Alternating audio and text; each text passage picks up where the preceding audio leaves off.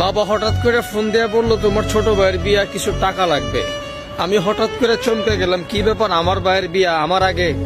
পরে আবার চিন্তা করলাম আমি হয়তো বিদেশ থাকি, যার জন্য আমার ভাইকে বিয়া করাইতেছে। আমার ভাই বলল যে কিছু টাকা দরকার। আমি আমার বাইরে বললাম তুই টাকার জন্য কোনো চিন্তা করিস না, যত টাকা লাগে আমি দিব। বিয়ার জন্য আমি 2 লক্ষ টাকা পাঠাইলাম। তারপর আবার ভাই বিয়ার আগের দিন ফোন দা বললো যে আমার বউয়ের খুব ইচ্ছা একটা স্বর্ণের টিকলি মাথায় দেওয়ার জন্য, আবার 50,000 টাকা পাঠাইলাম। কিছুদিন পর যখন আমি বললাম যে আমি আর বিদেশ থাকবো না, আমি একবারে চলে যাব, তখন আমাকে বলতেছে বিদেশ থেকে দেশে এসে কি করবি, কিছু নাই।